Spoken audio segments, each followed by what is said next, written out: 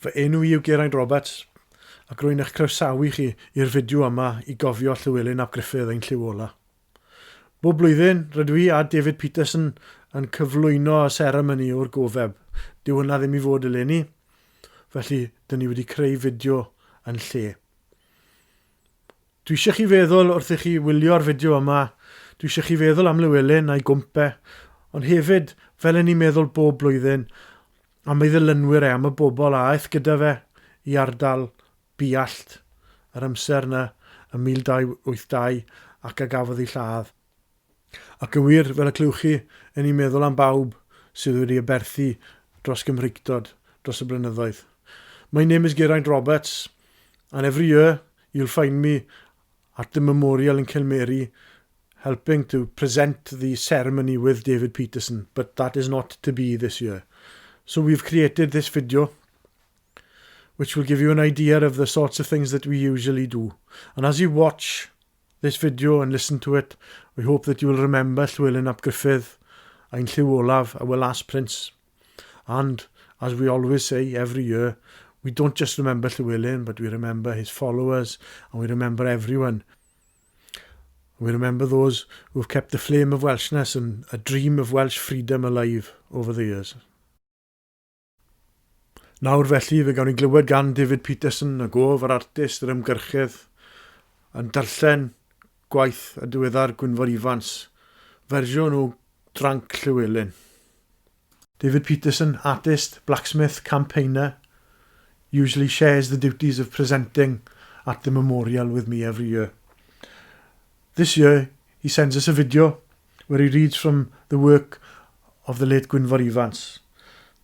This is a version of Llywelyn's death, drawing on a number of sources. Gwynfor Ifans notes the magnitude of Llywelyn's task in the first place, and he puts him in context. And he talks of his role in establishing what we are today. This is taken from Land of My Fathers by Gwynfor Evans. At a time when the Welsh were getting the best of the war, Llywelyn's life came to an abrupt and frightening end. He was killed on the banks of the Irfon near Llanfair in Mwllt, Builth. What was he doing in such a dangerous place so far from Gwynedd, which was surrounded by the armies and navies of Edward, unless he had been enticed there by some clever conspiracy? According to the letters of Archbishop Peckham, a document was found on his body referring to invitations to go there from the Marcher Lords. He was related to the powerful Mortimer family by marriage. Perhaps the sons of that family had cooperated in the conspiracy. Very conveniently, the original document disappeared, and also a copy sent to the Chancellor by the Archbishop. However, his enemies were waiting for him when Llywelyn came to Cilmeri on December the 11th, 1282. The prince stood with 18 of his men by the Irfon Bridge, and these 18 could have defended the bridge adequately against horse soldiers, even though they were there in abundance. But they were confronted by long-bow archers placed amongst the cavalry, the first time this type of fighting to be used. And it was these who overcame the 18. Llywelyn escaped, but when he was on his way to join his retinue on the land above the river, a horseman, Stephen de Frankton, galloped up to him and, ignorant of his identity, sent his spear through his body. While Llywelyn lay on the ground, fatally wounded, the Norman army attacked his leaderless retinue from the fore and the rear on Llanganton Field. And like the 18 at the bridge, the flower of Wales's freedom army fell under showers from the longbows. Later on, Llywelyn was found still alive. According to Archbishop Peckham, he asked many times for a priest, but was not brought one. As T.D. Williams has shown, the Waverley Chronicle records that the wounded Llywelyn was taken prisoner by Edward Mortimer and executed on the spot. Thus, in pain and alone, surrounded by malicious enemies, the life of the nation's main hope came to an end, in circumstances which were those of an assassination rather than a battle. For over a quarter of a century, this brave, cultured man had led his people with extraordinary skill. He was destined to face a Goliath of a country, many times larger than his own, which was finally able to trample him down. We know now that his life was lived to great purpose. It was for a far distant generation to see, says J. E. Lloyd, that the last prince had not lived in vain, but by his work had helped to build solidly the enduring fabric of Welsh nationality. Mae bob amser yn fraint cael croesawu y Dr Elin Jones a hithau un o'n brif ymgyrchwyr ni dros yn hanes yn hunain yn ymgyrchu er mwyn sicrhau bod ein plant a'n pobl ifanc yn cael clywed am ein gorffennol yn hunain. Eleni fel cymaint ohono ni fydd hi ddim wrth y gofeb, ond eto mae'n edrych mlaen at y blynyddoedd sydd i ddod, tra'n myfyrio ar ein gorffennol. Dr Elin Jones of Ystadmynach is one of our foremost campaigners striving to ensure that the children and young people of Wales are allowed to learn their own history. Here, she reflects on Llywelyn and the world in which he lived. It was such a different world in many ways to the world in which we live today.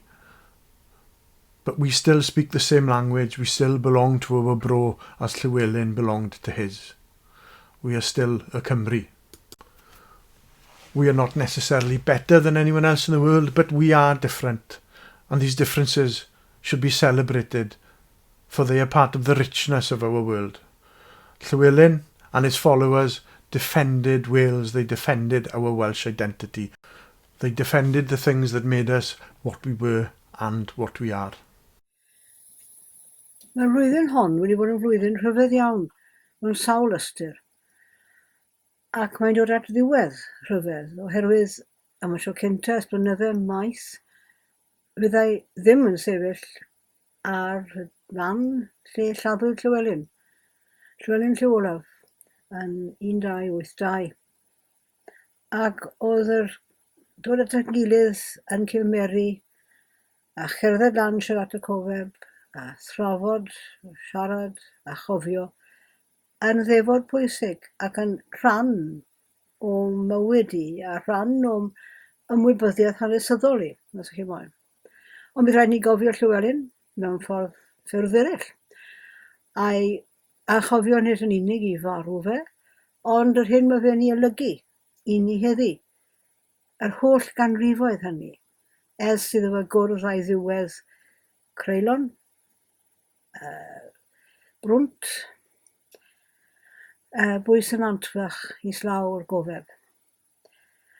A meddwl oedd e'n dywysog, oedd e'n byw mewn byd allwn ni ddim o'i amgyffred mewn gwirionedd.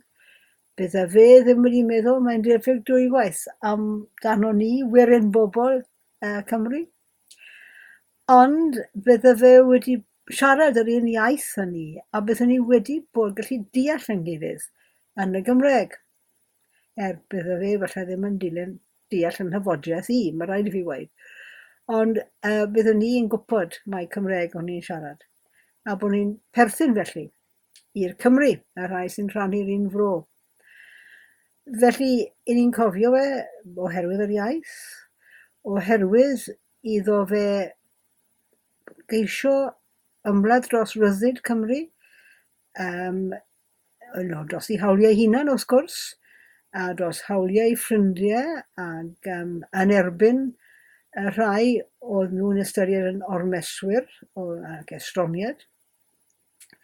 Felly, oedd e'n cynrychioli ac yn amddiffyn, yn ceisio amddiffyn, rhai o'n gwerthoedd ni, bydda'r rhai eraill o'n gwerthoedd ni, yn gwbl estron a mwyn y thebyg, yn gwbl anerbynio i'r Llywelyn hwnnw.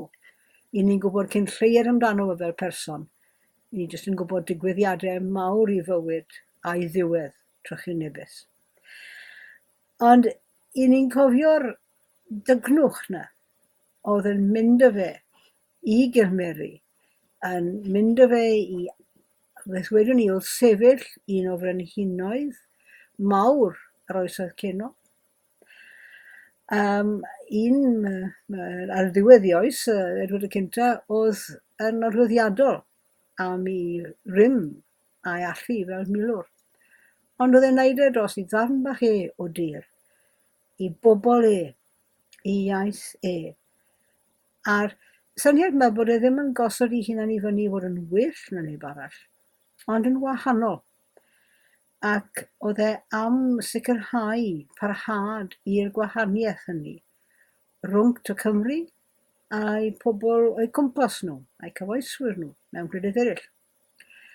Ac mewn os sydd yn dathlu amrywiaeth barn, amrywiaeth rhyw gron, amrywiaeth iaith, ac yn credu bod hynny yn cyfoethogi bywyd. O'n credu dylwn ni gofio Llywelyn falle, oherwydd iddo fe hefyd sefyll dros arbenigrwydd, unigrwydd Cymru, mewn oes, fel yn oes ni, sy'n ceisio dileu y gwahaniaethau yna tra ni dathlu nhw.